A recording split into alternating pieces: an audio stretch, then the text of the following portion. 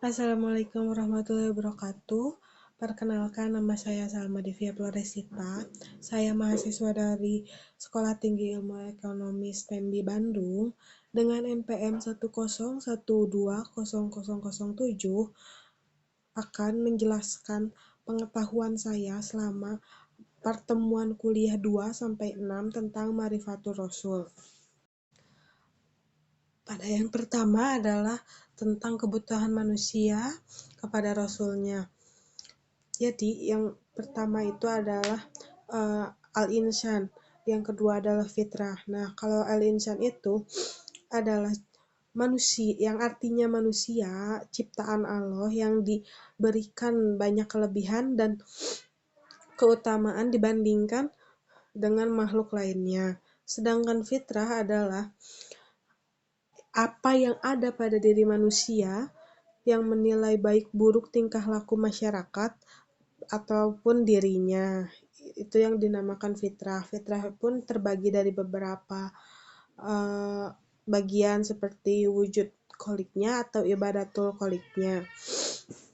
Nah, dari kebutuhan Rasul terhadap manusia yang terakhir adalah ada hidayatul Rasul, yang artinya kita mesti mengikuti perintah Rasul karena Rasul bersikap atau perintah Rasul itu sesuai dengan ajaran Al-Quran ataupun ajaran Rasul. Nah, ada dua penjelasan tentang hidayatul Rasul. Yang pertama adalah Makrifatul Kholik, dan yang kedua adalah tentang Minhajul Hayah. Nah, Makrifatul Kholik adalah pertunjukan Rasul yang digunakan untuk mengenal Rasul, dan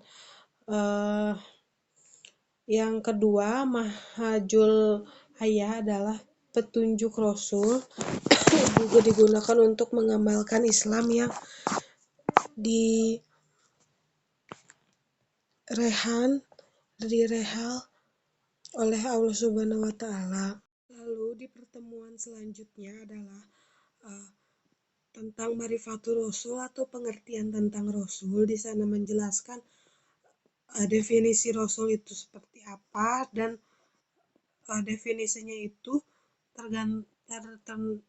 tertulis pada surat-surat dalam Al-Quran juga.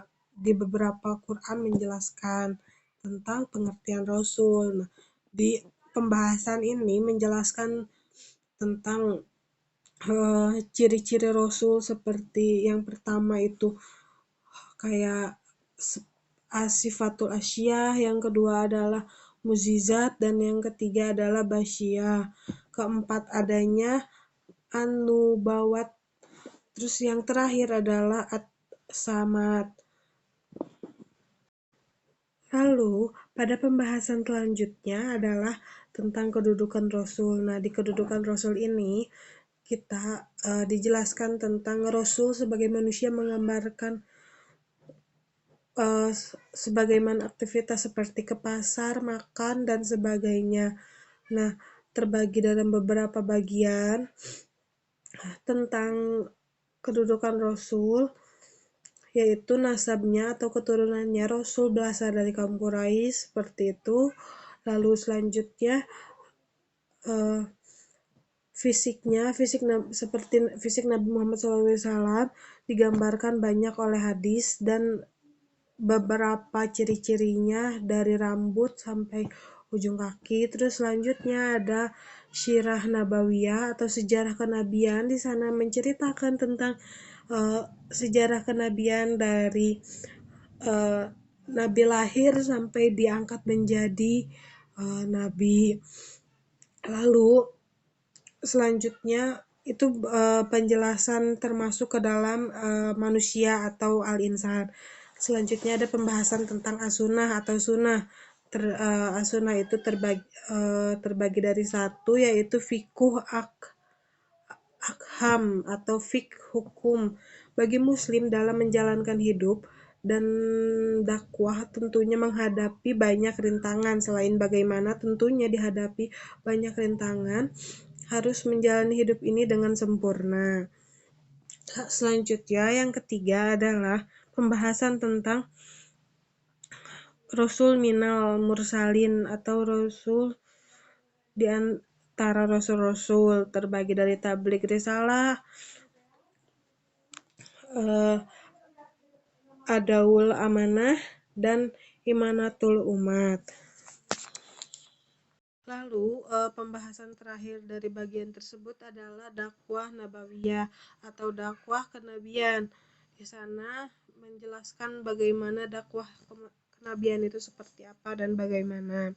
Lalu pembahasan yang terakhir adalah sifat-sifat Rasul. Di sana dijelaskan bagaimana sifat-sifat Rasul dan penjelasannya. Terus sifat-sifat Rasul itu terbagi menjadi apa aja, seperti jujur, amanah, pintar, cerdas, dan sebagainya. Sekian yang saya jelaskan. Mohon maaf bila ada kesalahan. Wassalamualaikum warahmatullahi wabarakatuh.